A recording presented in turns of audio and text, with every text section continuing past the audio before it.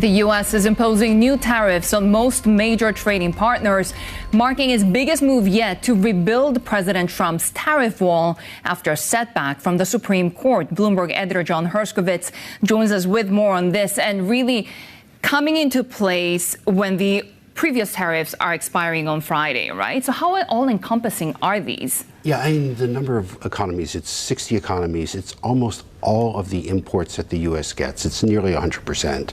So it's a lot that's out on the table, but there are also huge carve-outs for sectors like automobiles, energy, pharmaceuticals, things covered by existing trade agreements. So a lot of countries, the biggest economies in the world, almost all goods with these huge carve-outs as well. We know that President Trump has many legal tools to pursue tariffs from countries. What is he using now as a justification? Yeah, he's using Section 301 of U.S. trade law, which goes after so-called forced labor. The previous tariffs were under an International Economic Emergency Act, which was struck down by the Supreme Court. The Section 301 has been challenged in court before. It's been applied. So the administration thinks that it has a stronger legal standing this time than it did previously. So it's not that the U.S. is accusing these countries of using forced labor. The U.S. says that the laws on the books in these countries, the regulation, the monitoring, isn't up to snuff. And because of that, goods made with forced labor are getting into the supply chain and making their way to the U.S. Other countries won't be happy with the tariffs. Not at all. I mean, we've seen some denial of this, but we haven't seen any retaliation yet. It comes at the start of the trading day in Asia. So we're in Japan now. Japan's government is almost certain to comment on this, as well as all of the other major economies in the region.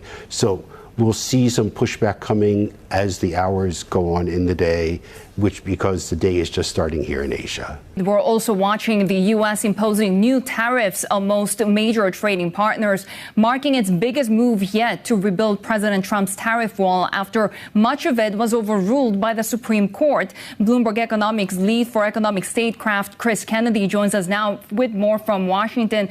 Chris, we now know that the president has various legal pathways in order to keep applying his tariff pressure. What do we know about these newest ones, and how consequential will they be? Thanks for having me on. So these newest tariffs, we expected these to be imposed. The temporary bridge that President Trump had used, this Section 122, after the Supreme Court ruling that you referenced in February, was set to expire tomorrow. And so now we see the first stage of these replacement tariffs under Section 301.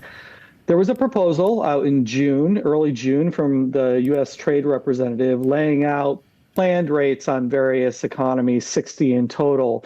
What we're seeing today is that the proposed rates are actually coming in slightly lower than what was proposed. We had expected the U.S. effective tariff rate to rise to about 11%. Or 11.1%. We're seeing that only go up to about 10.7% based on some numbers that we just ran a few moments ago. And that's primarily due to some additional alleviation for including Asian economies, Taiwan, Japan, Korea, which all were given some credit for some of the trade deals that they've signed with the U.S. When we look at the evolution of President Trump's tariffs, is there anything that sticks out to you, especially given perhaps some of the timelines, the new timelines that we're seeing for some of these tariffs, and what he's hoping to achieve in the next few months? Sure. So the biggest takeaway is that the Trump administration is not letting that court ruling stop its trade agenda. We saw a pivot after that Supreme Court ruling in February.